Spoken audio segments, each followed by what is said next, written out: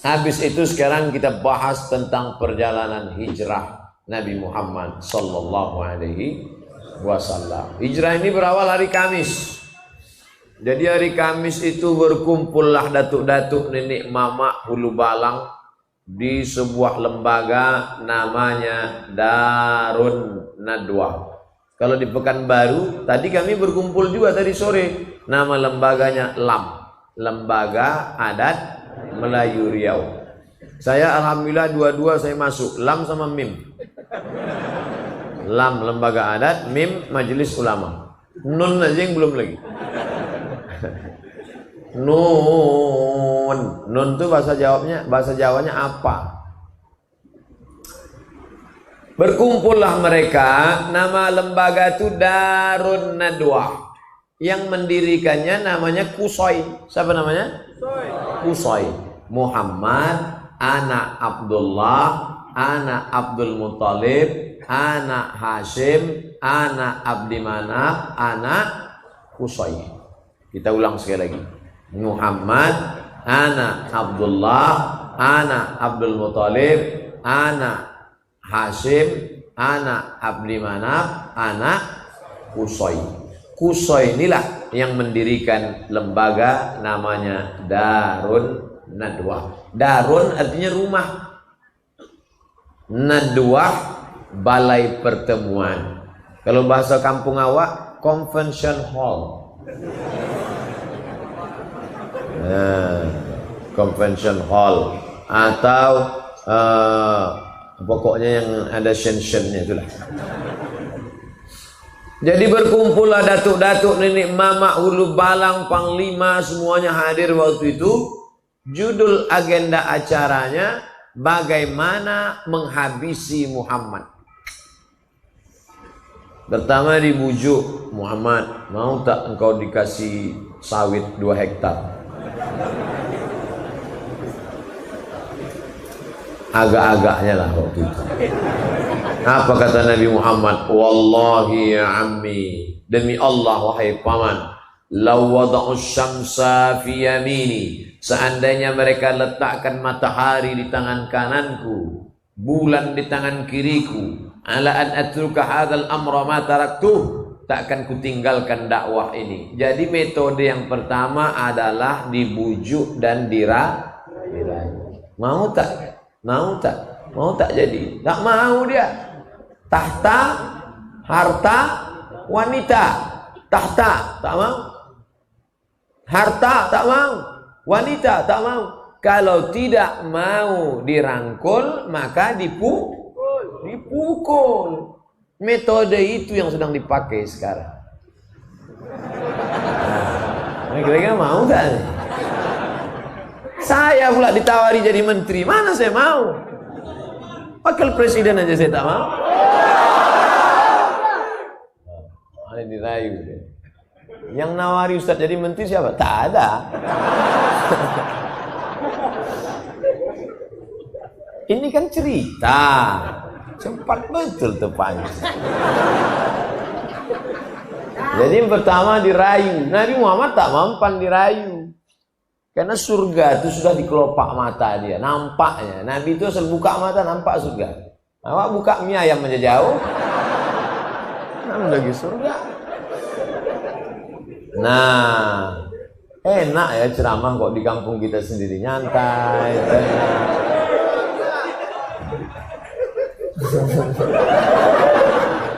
Nah, lalu kemudian tak mempan. Maka ini mesti harus dihabisi. Ditambah lagi paman dia yang dihormati itu meninggal dunia. Namanya Abu Thalib. Orang segan mau membunuh dia karena paman dia Abu Thalib. Mana orang berani? Samalah macam saya di Pekanbaru. Mana berani orang musik saya? Itu anak buah Pak Ilyas Kusti. Macam-macam nanti kalian tengoklah. Mana orang berani? Ceramah saya di Rokan Hulu, mana orang berani? Itu geng Pak Ahmad tuh. Begitu Pak Ahmad berhenti jadi bupati, dicoret nama kita.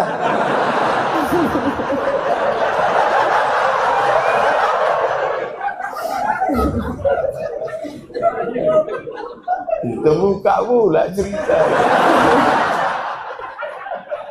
Nah, jadi setelah Nabi Muhammad SAW meninggal, barulah mereka, ini Muhammad harus dihabisi. Akhirnya rapatlah mereka pagi Kamis itu mau menghabisi Nabi Muhammad SAW. Nama pimpinan sidangnya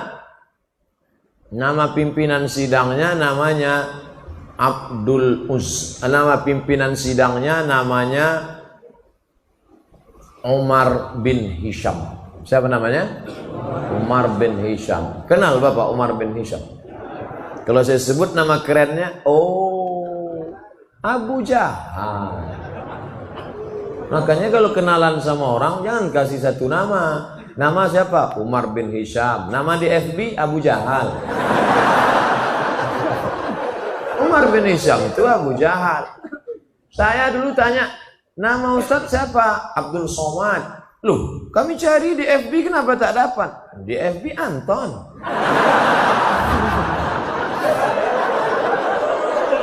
Nah, jadi nama kerennya Abu Jahal. Abu Jahal. Abu artinya bapak, Jahal bonga. Abu Jahal Pak Bonga. Namun enggak ada itu. Jadi Abu Jahal tadilah pimpinan sidang paripurna nih. Sidang paripurna. Kok bisa pula lah bonga jadi ketua sidang? Karena yang memilih itu goblok. Maka naik bonga. Yang tersinggung dengar ceramah saya. Karena beberapa orang yang tersinggung tuh 2-3 hari sudah tuh mati. Bukan saya hebat, enggak, memang ajalnya udah sampai. Jadi sidanglah. Agenda sidang kita hari ini bagaimana menghabisi Muhammad sallallahu alaihi wasallam. Ada pendapat angkat tangan satu. Entah dari partai apa waktu itu. Saya angkat tangan gitu deh. Saya komisi sekian, saya tak sebut nama, nanti tersinggung pula. Apa pendapat kamu? Muhammad ini kita antar ke tempat yang jauh. Cari tempat jauh, antar. Kira-kira ke Tenayan Raya lah. Campakkan di tempat pembakaran batu-batu.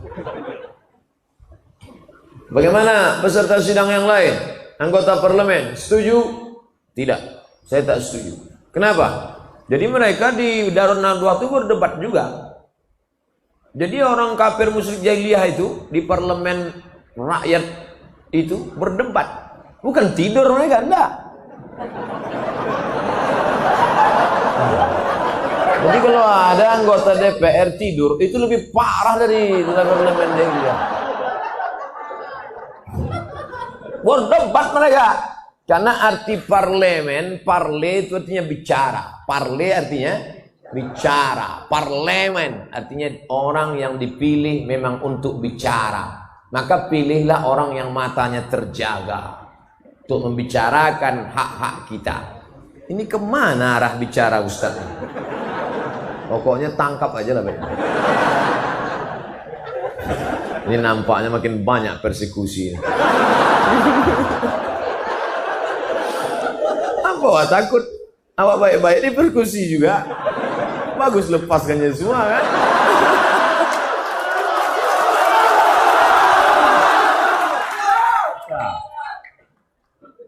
Udah itu tak setuju saya.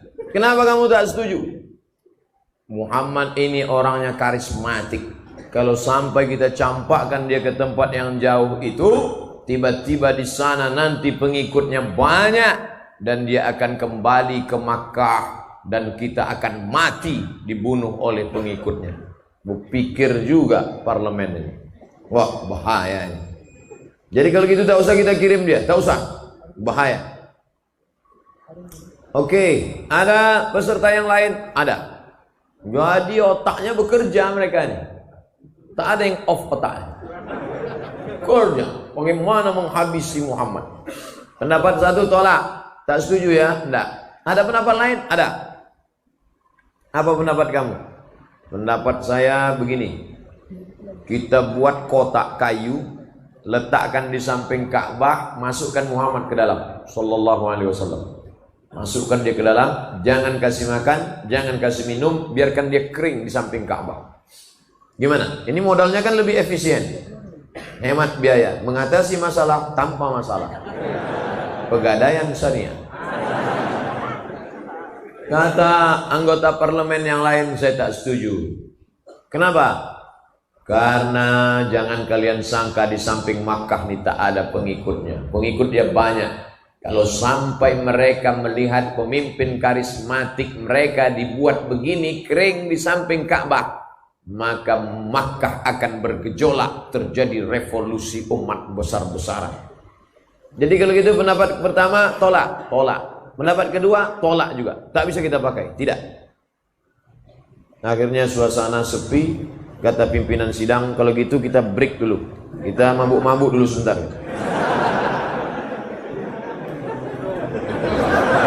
Itu tak ada, saya aja nambah-nambah. Bismillahirrahmanirrahim.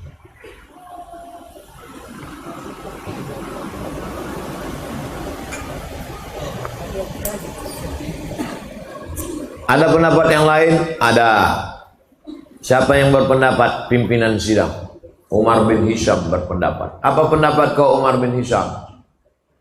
Kalau kita antar ke tempat jauh nanti pengikutnya banyak. Betul.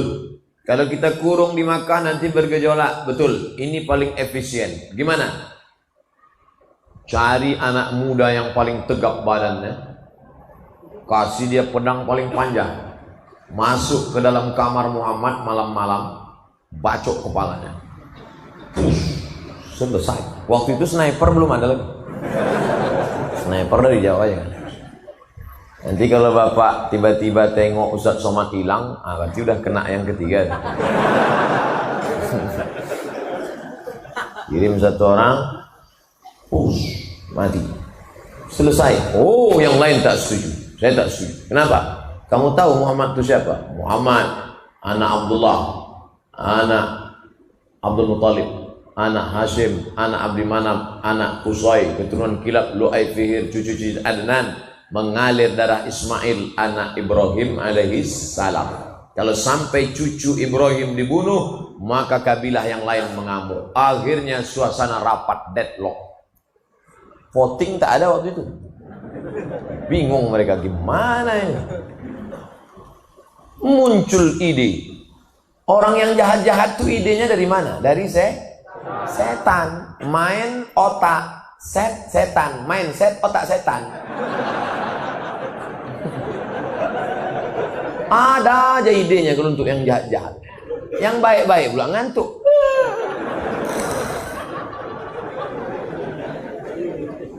Yang otak-otak kotor, otak-otak sungsang, otak-otak bekudis, otak-otak bekurak, ada aja ide di otak. Gas terus. Kayak itu benar. Nampaknya makin banyak daerah batal nih. Jadi gimana? Kata Abu Jahal, aku ada ide. Gimana caranya? Jangan utus satu orang. Kalau satu orang yang membunuh, pasti dicari. Kalau satu orang bunuh, dia nanti akan dicari. Dan satu suku akan ditangkap. Jadi gimana caranya? Satu suku utus satu orang. Satu suku utus satu orang. Satu suku satu orang. Semua suku mengutus. Kalau semua membunuh, siapa yang mau ditangkap? Inilah ide korupsi berjamaah. Kalau satu tangkap, tapi kalau ramai-ramai siapa mau tangkap? Betul kan? Banyak yang setuju kan? Akhirnya diutuslah anak muda. Mantap ide ini Abu Jahal. Mantap ide ini, mantap. Akhirnya Kamis dari pagi mereka sidang, Kamis siang ditetapkan, maka hari Kamis ditetapkan. Setiap suku mengutus satu anak muda, satu anak muda, satu anak muda. Eksekusinya kapan? Langsung dalam waktu yang sesingkat-singkatnya, nanti malam Jumat. Dengan ini sidang ditutup oleh Abu Jahal. Mereka pun tanda tangan untuk pengambilan gaji, uang tunjangan, uang apa segala macam. Habis itu mereka pun balik ke rumah masing-masing. Sidang pun tutup, Daruna 2 tutup. Selesai. Datanglah Jibril ke rumah Nabi Muhammad SAW. Muhammad, nanti malam engkau hijrah. Kata Nabi, kenapa gitu Jibril? Karena tadi sudah dapat bocoran. Itulah gunanya ilmu sadap menyadap. Jadi rupanya rapat tertutup pagi itu disadap. Sadap itu maksudnya apa sadap? Bukan memotong gotah. Itu menaki. Sadap itu direkam. Itu kerja KPK itu sudah ada sejak zaman Nabi Muhammad SAW. Zuhur Nabi pergi ke rumah Abu Bakar. Assalamualaikum Abu Bakar. Waalaikumsalam. Nanti malam kita hijrah Abu Bakar. Siap ya Rasulullah? Abu Bakar memang udah lama siap. Tinggal menunggu saja. Kenapa nanti malam wahai Rasulullah? Karena tadi Jibril sudah membawa berita ke rumahku bahwa nanti malam anak muda akan memancung kepalaku dan saat itulah kita keluar. Oke, siap. Siap Abu Bakar Siddiq. Apa pelajaran dari sini? Kita perlu sahabat setia. Makanya saya tak khawatir karena sahabat saya banyak. Banyak sahabat Ustaz. Di Instagram 4 juta sekarang. Saya mau ngasih tahu aja follower saya banyak. Di FB 1.200.000. Tapi yang siap mati tak tahulah. Nah, tak bisa kita one man show sendirian, tak bisa. One man show, main tunggal, tak bisa. Harus ada sahabat. Ada Pak Kapolsek, ada Profesor Ilyas Susti, dari politisi Pak Dr. Andus Ahmad MSI, dari akademisi Profesor Dr. Ilyas Susti, dari kepolisian Pak Kapolsek. Maka kita berani. Jadi berani ini kan karena ini. Kalau tak ada mereka pucat juga kita. Nah, Nabi Muhammad SAW bisa saja sendirian, tapi Allah mau mengajarkan kita hidup bersahabat, berjamaah. Makanya yang masuk Islam itu tidak sendirian. Idza jaa nasrullahi wal fath wa ra'aitan nasa yadkhuluna fi dinillah afwaja. Afwaja itu berkelompok-kelompok. Maka saya senang malam ini yang datang kelompok berikut ini. Kelompok anak muda, pemuda hijrah. Kelompok anak muda, jombloan sejati. Kelompok anak muda, geng motor syariah. Kelompok anak muda, jilbabers, hijabers. Kelompok anak muda, pemuda bertatu tobat.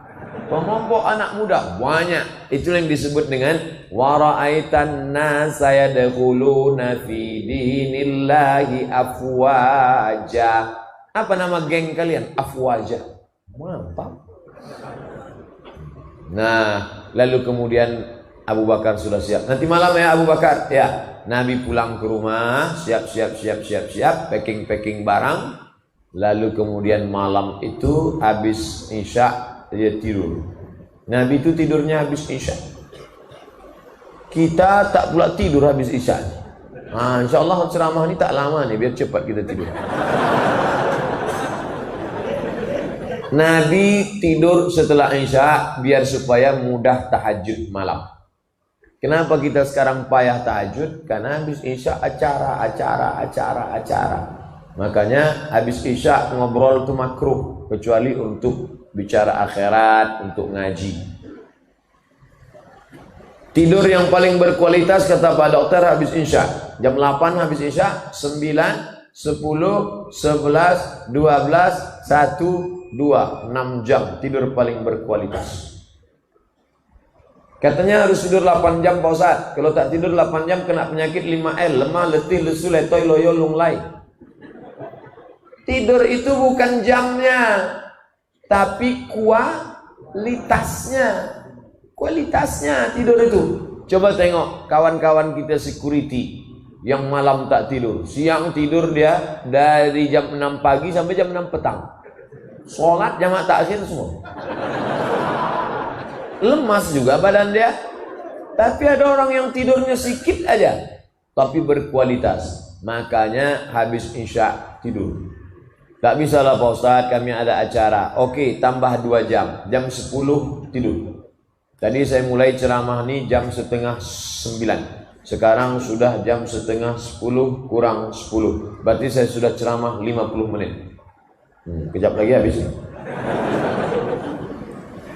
Nah, lalu kemudian Nabi pun tidur habis isya 9, 10, 11, 12, 1, 2. Pas jam 1 jam 2 dia pun bangun, keluar dia dari kamar. Waktu keluar dari kamar, anak-anak muda sudah siap menghunuskan pedang, mau masuk memancung kepalanya. Saat dia keluar itulah terjadi mukjizat. Wa ja'alna min baini aydihim saddan wa min khalfihim saddan fa aghshaynahum fahum la yubsirun. Wa ja'alna min baini aydihim sadda, di depan mereka tembok, wa min khalfihim sadda, di belakang mereka tembok, fa aghshaynahum, kami tutup mata mereka, fahum la yubsirun, mereka tak bisa menengok Muhammad. Nabi buka pintu, Nabi lewat, mereka macam orang kena pukau. Dan dipoto pula. Mengangguk. Dilemparkan Nabi pasir ke kepala mereka. Nabi pergi, setelah Nabi pergi baru mereka terbangun, pegangnya kepala. Pasir. Masuk mereka ke dalam, mereka mau cincang tempat tidur Nabi. Buka dulu selimut, coba buka dulu. Begitu dibuka selimut, Sayyidina Ali.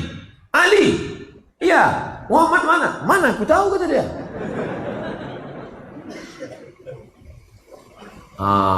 Ini ayat kalau baca Yasin nanti cerita tentang Nabi keluar.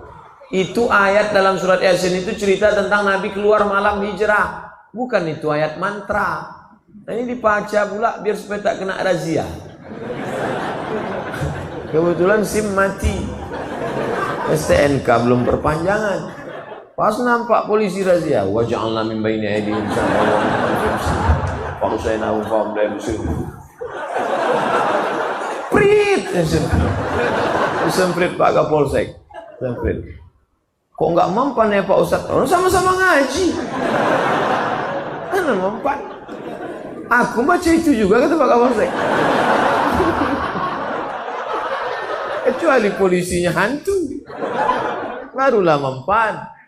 Makanya uruslah SIM.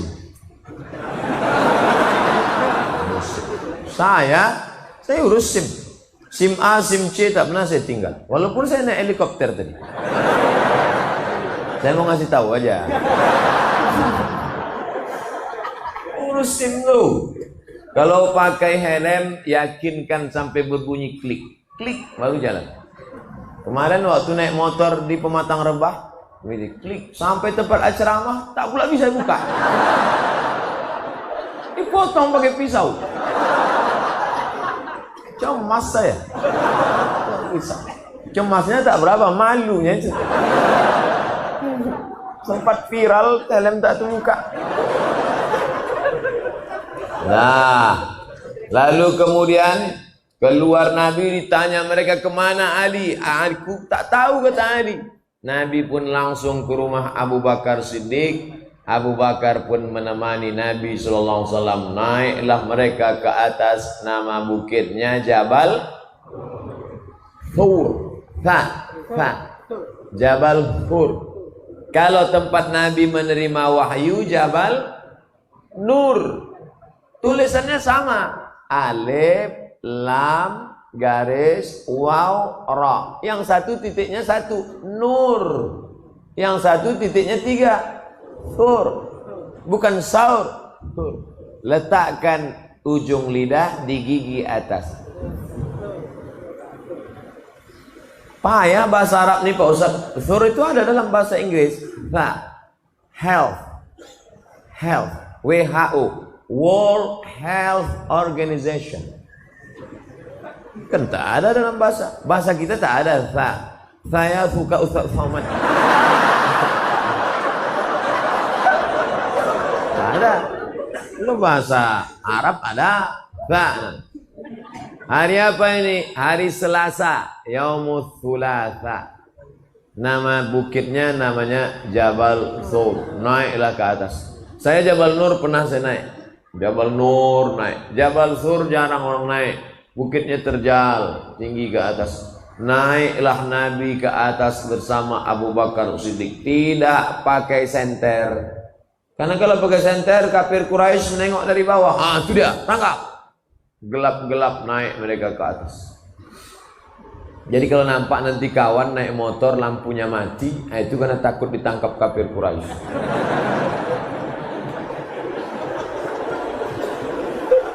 Naik mereka ke atas.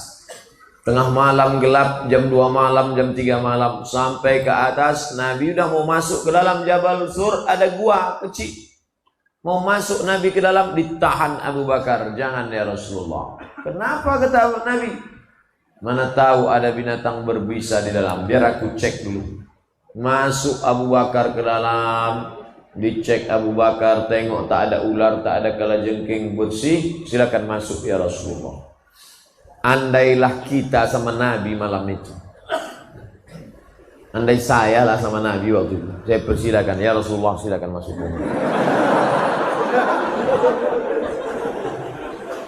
Aku tak ada yang mengawal. Kalau engkau ada Jibril, Mikail, Israfil, Israel. Kalau aku siapa? Satpol PP pun tak ada. Abu Bakar Siddiq nyawanya diberikannya untuk Nabi Muhammad sallallahu alaihi wasallam. Makanya kalau kita salat tarawih, Al-Khalifatul Awwal Abu Bakr Siddiq. Apa kata jamaah? Radhiyallahu an. Belum pernah lagi protokol manggil saya. Berikut ini mari kita panggil Al-Mukarram Ustaz Abdul Somad. Tiba-tiba dijawab jamaah radhiyallahu an. Karena itu titel diberikan Allah karena perjuangan untuk Nabi Muhammad sallallahu alaihi wasallam. Setelah bersih, masuklah Nabi ke dalam. Abu Bakar bersandar ke dinding gua, batu, bukan macam kita tanah, bersandar dia. Jadi kalau ada nampak jamaah bersandar, itu bukan dia mengantuk, dia ingin mengenang bagaimana hijrah Muhammad. Supaya terasa. Tak boleh kita suuzon semua. Gimana Abu Bakar malam itu? Bersandar Abu Bakar, kaki Abu Bakar nih melonjor, memanjang, karena capek lelah berjalan. Datang Nabi Muhammad sallallahu alaihi wasallam meletakkan tengkuknya di atas paha Abu Bakar. Saya sama Umar yang bawa acara tadi akrab, lama sudah saya kenal. Waktu dia nikah saya tausiah. Tapi rasanya kalau dia duduk meletakkan ke paha dia segan pula. Nabi dengan Abu Bakar tak ada jarak. Diletakkannya tengkuknya ke paha Abu Bakar. Nabi pun tertidur. Tak lama Nabi tertidur, terbangun Nabi, menetes air dari atas. Kata Nabi, gelap. Air apa nih Abu Bakar? Hujan tak mungkin, embun tak mungkin. Air apa nih Abu Bakar? Kata Abu Bakar, air mataku ya Rasulullah. Kenapa engkau menangis? Kakiku disengat binatang berbisa. Kakinya disengat binatang berbisa. Bapak ibu kalau mau tahu rasanya, balik dari sini, pergi ke tempat jual makanan ikan arwana. Beli lipan agak 3 biji. Nah, kalau mau merasakan bagaimana Abu Bakar malam itu. Kakinya bisa dia tahan, tak bergerak kakinya. Memangku kepala Nabi Muhammad SAW. Bisa tak bergerak? Andai kita lah yang mangku malam melompat. Mohon maaf ya Rasulullah, tak tertahan gila-gila. Abu Bakar kaki bisa ditahan. Tak bergerak kakinya, disengat binatang itu tak bisa ditahankannya. Tapi ada satu yang tak bisa ditahannya, air mata tak bisa ditahan. Makanya kadang kita tengok anak-anak muda di kantin kampus tuh menangis, menengok lontong. Kau nangis kenapa? Galau Pak Ustaz. SMS nggak dibalas, telepon nggak diangkat. Pret. Mental kerupuk. Baru menghadapi itu gimana mau melawan Israel? Maulah pakai pampers. Oh gitulah Abu Bakar Siddiq menahankan sengatan. Satu yang tak bisa ditahan, air mata. Tapi sekarang ada ibu-ibu yang bisa menahan air mata. Waktu meninggal lakinya tak nangis deh. Tanya, ibu tak nangis? Tidak Pak Ustaz. Kenapa? Udah lama aku tunggu.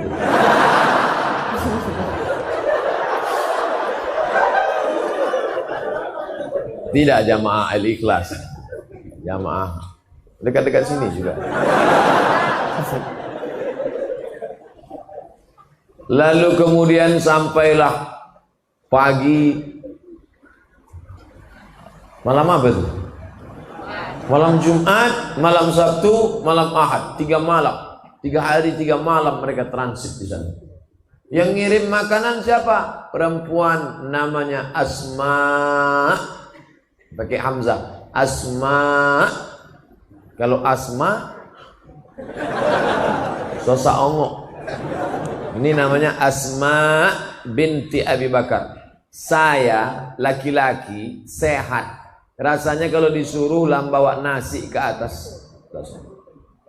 Asma 3 hari 3 malam membawakan makanan. Apa pelajaran dari sini? Pentingnya peranan perempuan. Jangan katakan Islam tak mempedulikan perempuan. Nih, pelajaran dari hijrah Nabi Muhammad SAW. Perempuan naik ke atas membawa makanan. Selama 3 hari berita hiruk pikuk di Makkah ini harus disampaikan ke Nabi di atas. Berita di Makkah sampai ke atas. Berita di Makkah sampai ke atas. Siapa yang membawa berita? Namanya Abdullah. Malam dia di atas, siang dia di Makkah. Dengar berita, naik ke atas. Apa makna pelajaran dari sini? Pentingnya update status. Makanya nanti kalau ada kawan sedikit update. Alhamdulillah Ustaz Somad sudah berada di tempat. Alhamdulillah Ustaz sudah menduduki. Alhamdulillah Ustaz baru saja minum. Itu ciri-ciri Abdullah. Update mantau terus. Itu juga kalau ada kawan-kawan mengambil gambar, itu termasuk ciri-ciri Abdullah yang mengambil. Allahu Akbar. Dah, yang mengantar makanan Abdullah. Asma yang membawa berita Abdullah. Yang menemani di gua Abu Bakar. Yang menempati tempat tidur Nabi Ali bin Abi Thalib. Ada pula yang pura-pura mengembala kambing di bawah untuk ngasih kode ke atas. Kalau tiba-tiba nanti datang kafir Quraisy, namanya Amir bin Fuhairah. Inilah yang dikenal sekarang dengan istilah job description, pembagian kerja. Nah, jadi adik-adik yang buat komunitas harus bagi kerja. Acara malam ini terwujud sedemikian orang banyak. Ini kan karena ada job description. Ada yang ngirim WA aja katanya. Alhamdulillah tapi malam ini tak datang. Kau kemana? Aku ngirim aja gitu. Pahala udah dapat gitu. Ini pun berkurap juga otaknya. Kita itu kalau mengajak orang, kita berbuat. Jangan nyuruh orang datang. Hadirilah tabligh akbar, hadirilah tabligh akbar. Kau tak datang, aku dapat pahalanya aja lah. 3 hari 3 malam di dalam. Kenapa mesti 3 hari 3 malam? Menunggu suasana. Inilah yang disebut dengan strategik. Strategi. Bahasa Arabnya siasah. Bahasa kitanya siasat. Jadi jangan kalian bayangkan Nabi keluar rumah, langkah kaki, bismillahirrahmanirrahim, la haula wala quwata illa billah, apa yang terjadi terjadilah. Kan begitu. Itu namanya pasrah tapi tak rela. Nabi penuh dengan matang pembagian tugas kerja. Ali, kau tidur di tempat tidur aku. Abu Bakar, kau menemani aku di atas. Asma, bawa makanan. Abdullah, update berita. Amir bin Khairah, engkau pura-pura mengembala kambing. Malam Jumat, malam Sabtu, malam Ahad, mengkecoh musuh sehingga musuh kehilangan. Wah, hilang nih. Mana dia? Mana dia? Dia masih ada di lokasi, menunggu dulu. Karena kalau langsung berangkat ditangkap lah. Strategi. Nabi itu penuh dengan intelijensia. Ada bukunya, Intelijensia Nabi Muhammad sallallahu alaihi wasallam. Maka anak-anak muda harus belajar ini dari sejarah perjalanan hijrah. Malam Jumat, malam Sabtu, malam Ahad. Hari Ahad, malam Senin, baru mereka bertolak. Tapi yang tahu jalan itu tak banyak. Kalau ditempuh jalan biasa, keluar dari jalan ikhlas, masuk jalan nangka, habislah. Cari yang tahu gang-gang kecil, yang kira-kira tak kena razia.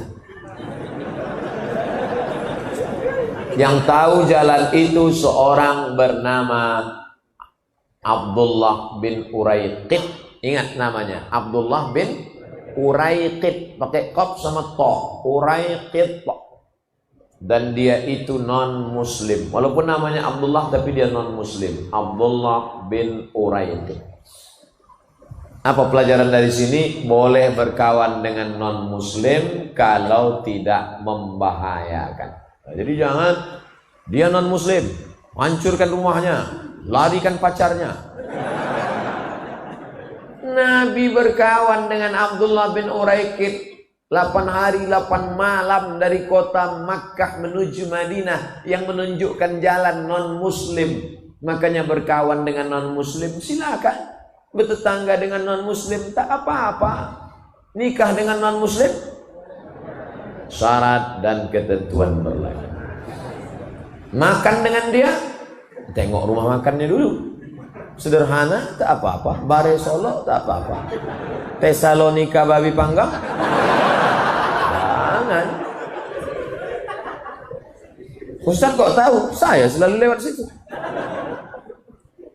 Nah, oleh sebab itu maka berkawan dengan beda agama tidak apa-apa.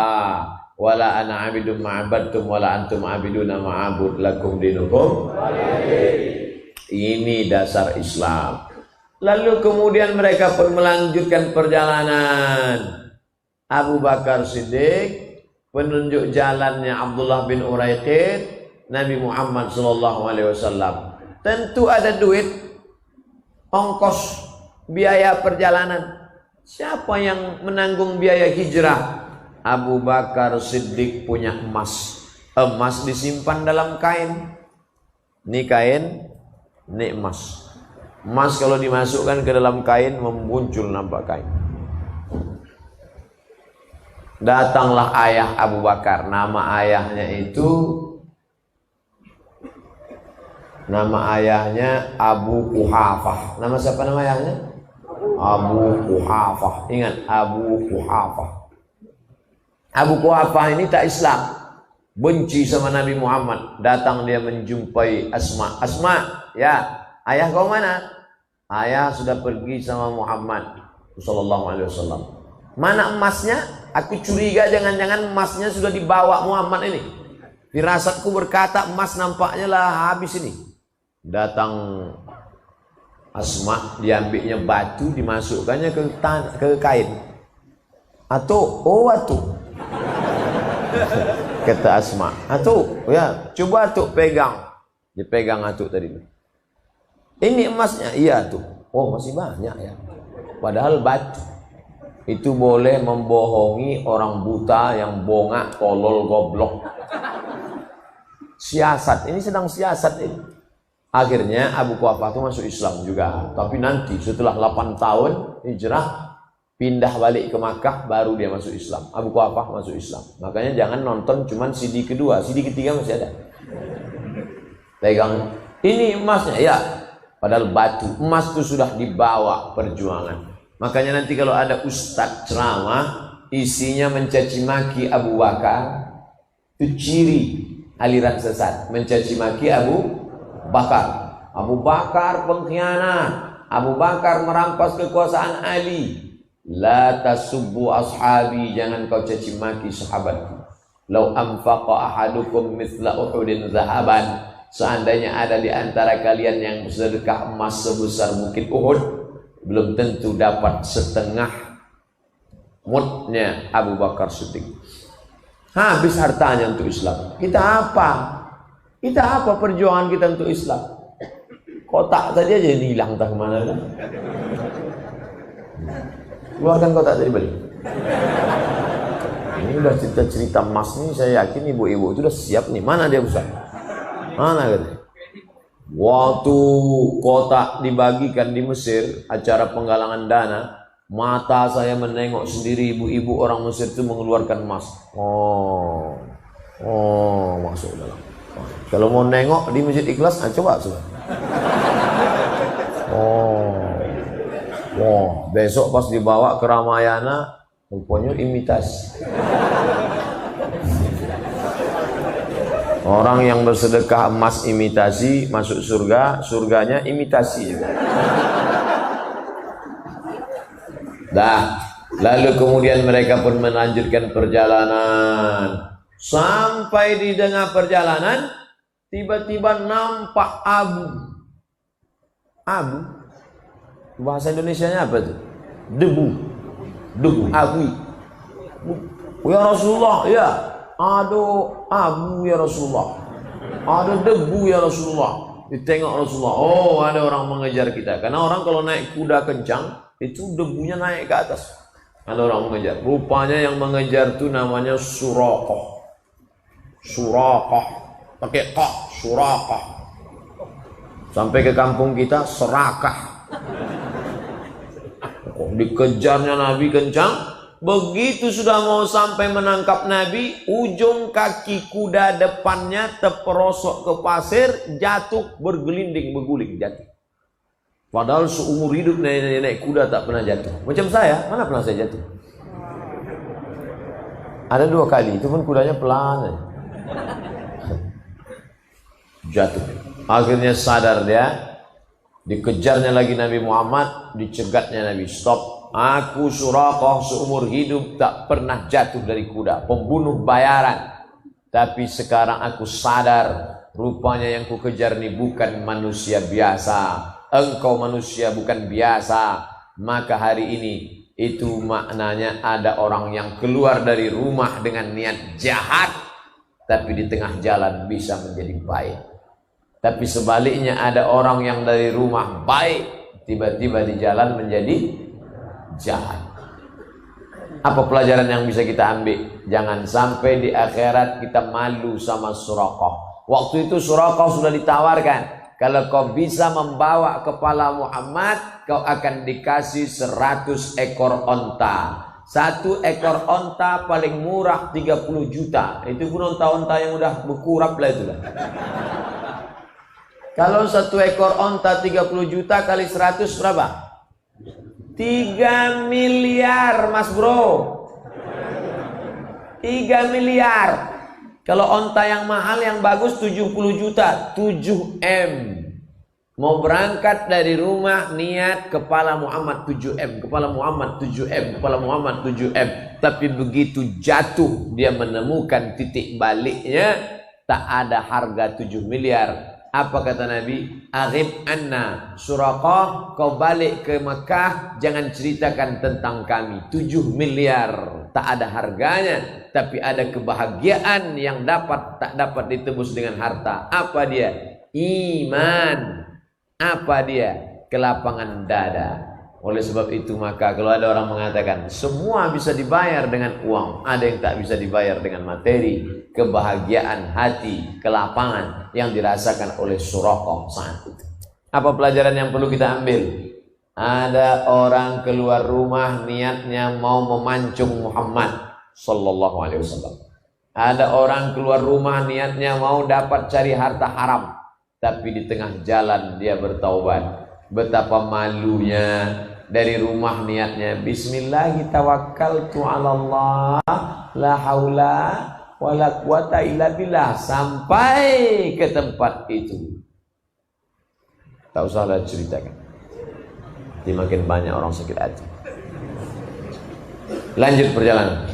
Lanjut. Berapa lama perjalanan ini Pak Ustadz? Berangkat hari Ahad malam Senin sampai di Kuba hari Senin. Malam Senin, malam Selasa, malam Rabu, malam Kamis, malam Jumat, malam Sabtu, malam Ahad, malam Senin, hari Senin. 8 hari, 8 malam.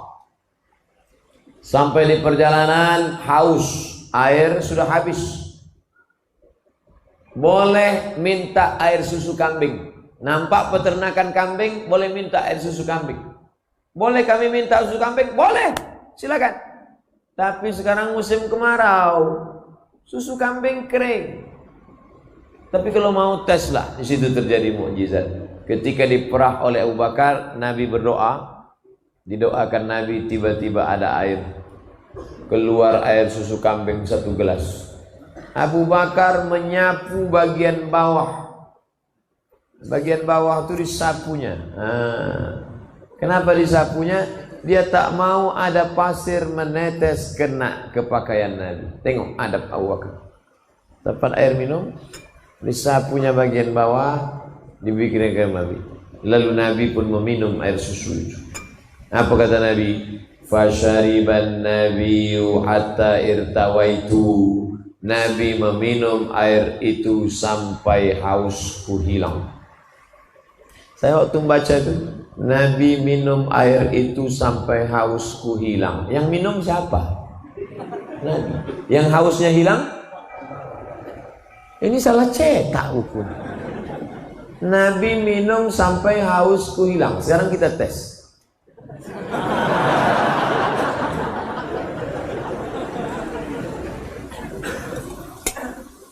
Keluar status, melihat Ustadz minum, hausku menjadi-jadi. Abu Bakar sudah sampai pada tingkat merasakan tenggorokan Muhammad sallallahu alaihi wasallam. Air susu lalu di tenggorokan siapa? Tenggorokan Muhammad. Tapi yang lega tenggorokan siapa? Sudah sampai ke tingkat itu, itulah ukhuwah.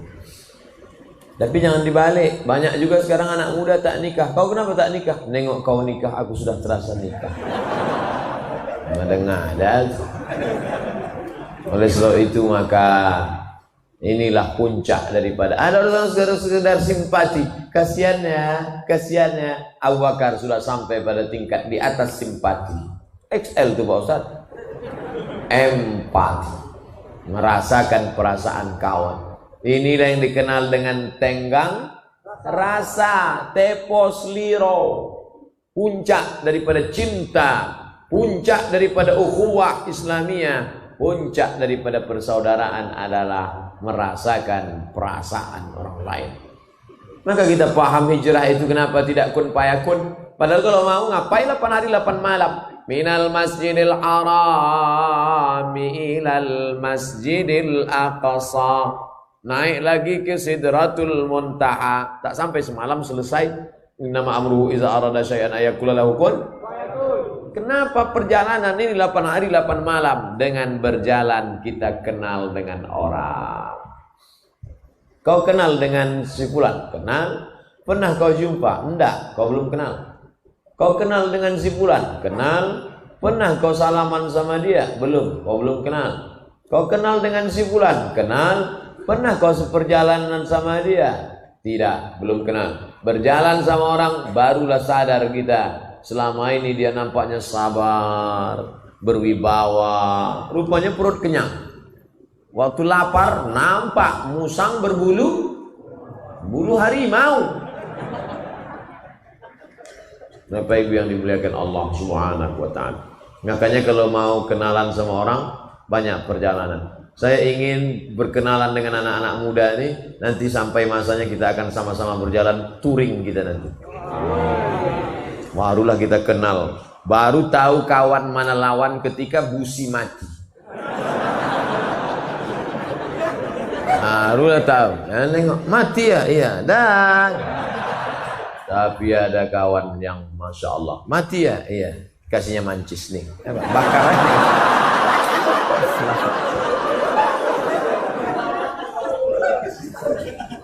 Ayo bro, kata dia, ku dorong dari belakang, diulurkannya kakinya. Ayo, demi engkau, nggak ada lo, nggak rame. Gitu. Tapi jangan lama-lama pula, kata dia. Nah, akhirnya singkat cerita, sampailah mereka disambut dengan tala'al badru alaina min saniyatil wada' wajaba syukru alaina mada'anillahi da'. Terjadi ikhtilaf tentang tala'al badru alaina. Sebagian mengatakan sanadnya tak sahih. Mau sahih tak sahih, yang jelas bahwa ada kebahagiaan menyambut kedatangan Nabi Muhammad sallallahu alaihi. Begitu dulu sahabat. Nabi datang disambut tala'al badru alaina. Ustadz Somad datang ke rumahnya, disambutnya dengan lagu Jatuh Bangun Aku Mengejarmu. Begitu turun dari kendaraan, itulah pula lagu dinyanyikan. Maka saya banyak tak datang pesta-pesta kibut-kibut tunggal. Sekarang alhamdulillah sudah banyak pesta-pesta di Pekanbaru, tidak lagi pakai lagu-lagu maksiat, sudah pakai lagu-lagu religi.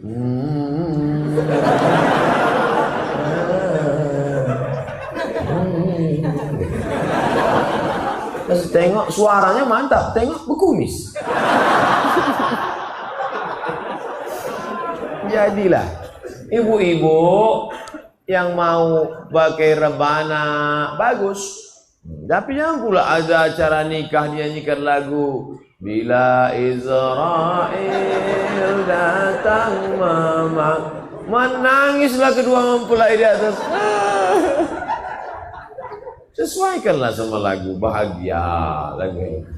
Barakallahu lakuma wa baraka alaikuma. Barulah. Ini enggak lagu No Woman No Cry. No Woman No Cry. Yang menyanyi tak paham, yang mendengar tak paham. Sama-sama mengangguk.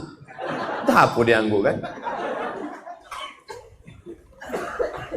Sampai di Kuba hari Senin, menginap sampai malam Selasa, malam Rabu, malam Kamis, malam Jumat. Selama 4 malam berdiri satu masjid. Itulah dia Masjid Kuba.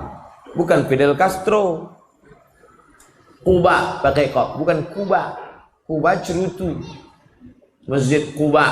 Siapa yang sholat di Masjid Kuba sama dengan umroh. Iya Pak Ustadz, iya, menyesal kami Ustadz, kemarin di Masjid Kuba tak sholat. Jadi apa? Ambil selfie.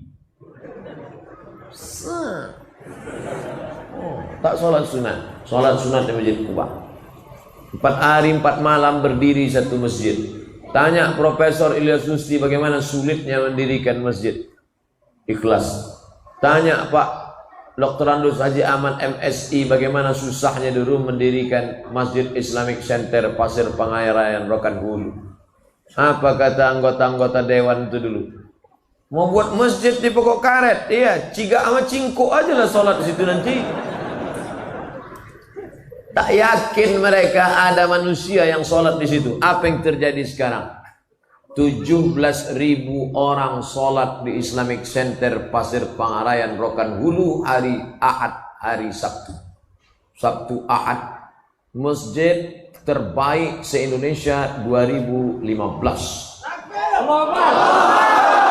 Menaranya 99 meter, pakai lift ke atas. Ustadz Somad, kalau Ustadz naik ke atas, nampak rumah Ustadz di Panam. Naiklah saya sampai ke atas, saya tengok tak ada. Kata bapak, nampak. Nengoknya pakai mata hati Pak Ustaz. Bayangkan, strategis Rokan Hulu, sebelah kanan Sumatera Barat Payakumbuh, sebelah kiri Habis Dargaluh Sumatera Utara, Riau Sumatera Utara. Makanya kali Sabtu hari Ahad plat BK sama plat BA, BK BA, BM pula tak ada. Bayangkan tuh hebatnya. Masjid. Makanya membangun peradaban berawal dari masjid. Karena Nabi bangun masjid pertama. Makkah, Masjidil Haram. Madinah, Masjid Nabawi. Palestina, Masjidil Aqsa. Makanya mencari menantu juga cari yang selalu ke masjid. Ibu-ibu di belakang, jangan cari menantu yang karaoke, diskotik. Kasihan anak gadis kita, macam tidur sama babi hutan. Carilah masjid ikhlasnya. Tengok banyak yang ganteng-ganteng, yang lajang-lajang. Cari ibu, kalau bisa ibu cari yang berdiri-berdiri. Itu tahan uji itu.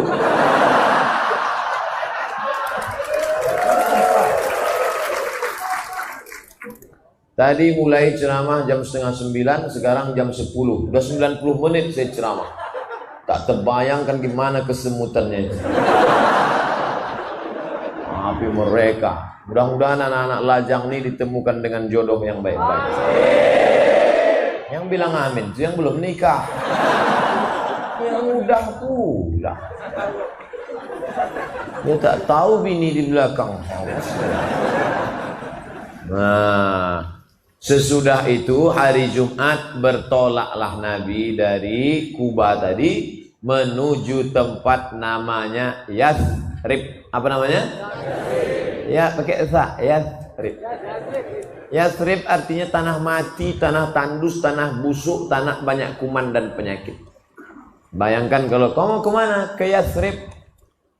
Tanah mati, tanah busuk, tanah banyak kuman dan penyakit. Dirubah Nabi namanya menjadi Al-Madinah Al-Munawwarah, kota peradaban yang terang benderang. Jadi kalau ada orang mengatakan, what is in a name? Apalah arti sebuah nama? Nama penting, saudaraku. Nama itu penting. Kau mau ke mana? Masjid Al-Ikhlas. Penting. Kau masjid kemana? Aku mau ke masjid. Ada tuh masjid simpang itu. Nama penting. Nabi merubah nama tempat menjadi Al-Madinah Al-Munawwarah. Sampai di Madinah dibangunlah Masjid Nabawi.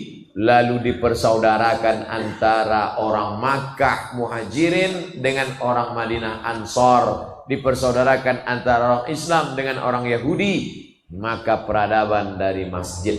Kalau mau melihat umat ini bangkit, maka ramaikan lagi masjid. Saya tak perlu menceramahi Bapak Ibu karena Masjid Ikhlas sudah mau meletup saking ramai. Sampai keluar, sampai di jalan. Mudah-mudahan kita semua istiqomah insyaallah. Itulah yang saya sampaikan 90 menit. Tapi cerita hijrah belum selesai.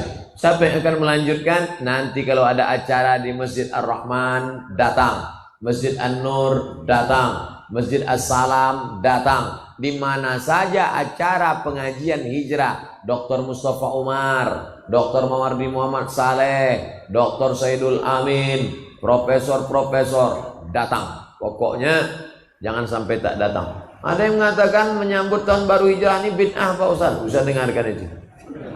Bisa dengar. Bid'ah kata dia, datang. Bid'ah sampai dia akhirnya capek. Bid'ah. Datang juga lagi. Bid'ah. Datang juga lagi. Bid'ah. Ah capek. Oh laponnya tiba je. Buat terus. Buat terus.